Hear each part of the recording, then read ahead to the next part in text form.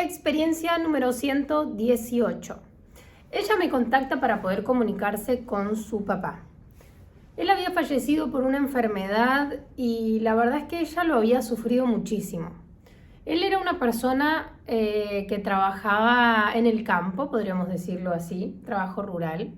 Era una persona que trabajaba mucho y trabajaba todo el día, haciendo un trabajo como podríamos llamar de hombres, y decimos de hombres entre comillas, porque una de las cuestiones que ella decía era: logré y no me quedó otra que tomar este trabajo para poder sobrevivir, que era el trabajo que hacía papá, pero es un ambiente muy machista y me estoy esforzando muchísimo y me cuesta y realmente tengo que poner el doble de mis esfuerzos. Entonces, este papá trabajaba en el campo con máquinas y no sé bien de qué se tratará, pero supongo que por lo que ella me decía era con máquinas grandes en donde había que hacer fuerza y ensuciarse, etc. Este hombre trabajaba todo el día, prácticamente no estaba, pero ella lo adoraba, era su papá. Lo que más me llamó la atención de lo que ella contaba era que su papá no le había dicho te quiero. Ella sentía que, y sabía que su papá tenía un carácter bastante fuerte o que era una persona como muy cerrada, porque tal vez así era él, ¿no? O sea, y ahí entramos como en este terreno de, bueno, acepto que esta persona sea de esta manera, me cuesta porque no me demuestra lo que siente. Y cuando hablamos de vínculos hay dos partes, y en este caso una de estas partes en este vínculo no se expresaba, no decía lo que sentía con palabras. Hay muchísimas formas de demostrar amor, muchísimas. Cada persona debe encontrar su forma de expresarlo. Creo que es más fácil con palabras, pero hay personas que no pueden hacerlo con palabras. Entonces ahí está el rol y la creatividad de la otra parte en ese vínculo de decir, bueno, a ver, ¿qué me está queriendo decir esta persona? ¿Me estará diciendo que realmente tiene sentimientos? Por supuesto que no podemos estar ahí como que tratando de adivinar todos los sentimientos de la otra persona. Pero sí está bueno saber esto. Bueno, a ver, la otra persona tiene esa forma de expresar sus sentimientos. Ok, ¿le voy a tener paciencia? ¿Hasta cuándo? ¿Entendés? Como que traten de hacer un equilibrio entre el dar y el recibir, porque si no vamos a estar como que toda la vida tratando de identificar qué quiso decir esa persona. No vamos a juzgar a esa persona como una persona que no se sabe comunicar, porque bueno, hace lo mejor que puede, pero sí está bueno que si tengo un sentimiento lo pueda decir. O si tal vez en esa oportunidad ella podría haberle dicho, papi, ¿vos a mí me querés? O sea, preguntárselo, como para que él pueda responder. Porque una de las cosas que ella se preguntaba era justamente si el papá la quería, y el papá era como que decía, ni siquiera tengo que responder esto, porque esto es obvio que sí. O sea, hay cosas que las damos por ciertas, por entendidas, por obvias, y en realidad cuando se trata de sentimientos necesitamos que nos digan qué están sintiendo para darme tranquilidad, ¿no es cierto? Si no, es como que vivo en una constante ansiedad. Entonces, habiendo resuelto esto, pasamos a identificar al papá, lo identificamos físicamente en cuestiones de carácter. Por otro lado, acá se planteaba como este tema de sobrevivir, ¿no? O sea, teníamos que sobrevivir y papá deja todo este trabajo y quedaban dos opciones, y muchas veces esto se resuelve en las canalizaciones, y esto lo pueden resolver tanto en las canalizaciones como en una sesión de tarot. Por lo menos conmigo yo lo manejo así, como en estas dos opciones. Cuando se trata de cuestiones materiales o económicas, tienen como las dos opciones. O le preguntamos a esa persona que ya no está qué nos recomienda hacer con eso, o qué hacer con eso material o económico o laboral, o vemos la energía con el tarot. Por ejemplo, tengo pensado vender las máquinas que eran de papá o que papá utilizaba para trabajar. Bueno, listo. Podemos preguntar al tarot cómo se ve la energía, qué nos recomiendan hacer. No es que vamos a estar canalizando a papá a través de las cartas, vamos a estar buscando información más bien en lo que el universo, el destino, los ángeles, nuestros guías nos quieran decir con respecto a esa situación.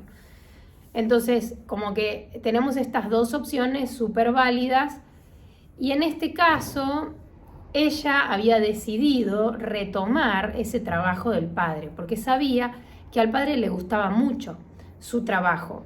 Entonces ella decide hacerse cargo, porque tenía como la opción de vender todas las máquinas, y dice, no, yo prefiero trabajarlas, prefiero hacerme cargo de esto, prefiero hacer este trabajo a partir de ahora. Y ahí entra la duda, ¿lo debería hacer como lo hacía papá para que papá se sienta orgulloso de mí? ¿O lo debería hacer a mi manera?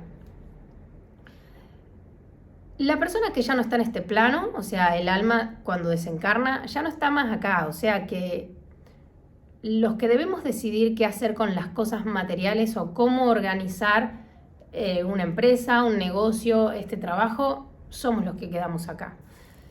Podemos utilizar la experiencia vivida de papá y la organización de papá para tomar herramientas de ahí y aplicarlas a este trabajo.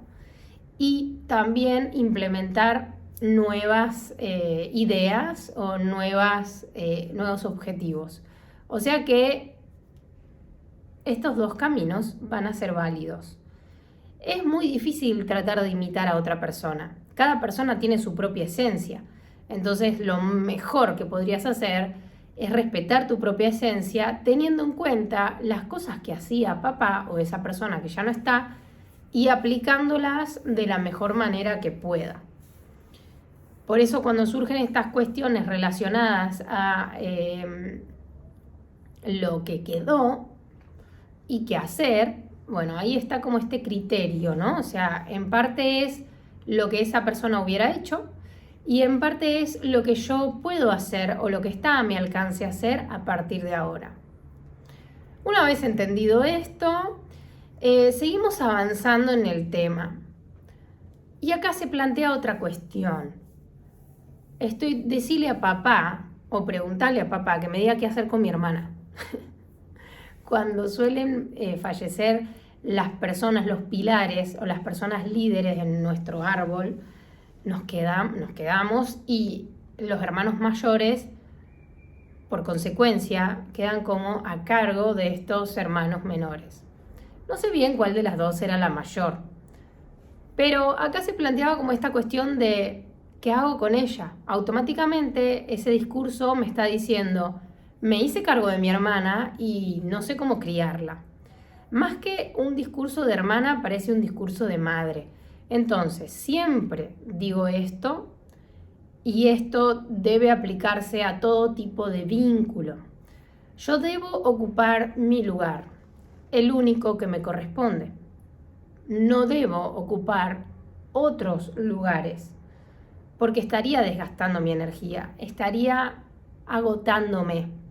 Entonces, en este caso, ella, que se quede tranquila, le decía a su papá, que su papá iba a guiar a esta otra hermana. Pero le decía que ella debía ocupar su lugar y correrse del lugar de madre o padre que estaba intentando tomar. Fíjense que esta chica estaba ocupando el lugar de su papá en su trabajo y ocupando el lugar de la mamá en la familia. Entonces, ¿qué futuro le queda a esa persona? Básicamente ninguno, porque ella va a estar ocupando dos lugares que no le corresponden. Entonces la vida que ella debe tener como mujer no la va a poder tener porque no tiene tiempo, porque ya está ocupando dos lugares, y la vida que podría llegar a tener como pareja y en qué momento, si está siendo madre y padre de una hermana. O sea, cuando esta persona decida ser madre, lo más probable es que o no disfrute al 100% de su conexión con su futuro hijo o hija, o tenga que primero dejar de ser madre de su hermana, madre y padre de su hermana, para poder ser madre, pareja y mujer.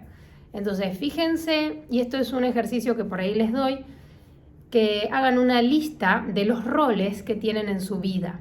Agarran un papel, algo para anotar y van haciendo una lista. Primero, fui individuo.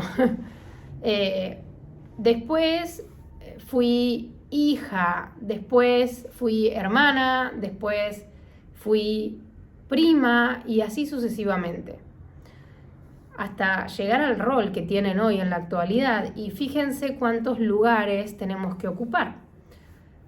Entonces, ahí es cuando nos damos cuenta que no nos alcanza el tiempo para todo. No podemos cubrir todos los lugares. O tenemos que aprender a regular la energía para cubrir un poquitito cada uno de esos lugares. Si encima de todos esos roles me quiero sumar más, es como que se convierte en una carga demasiado pesada.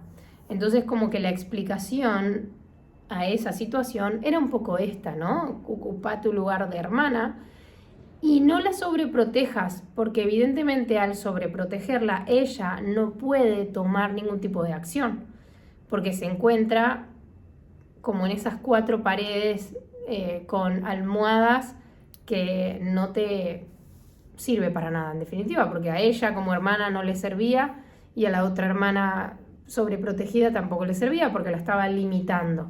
Entonces, lo más importante y ordenado es que cada uno ocupe su lugar para poder avanzar.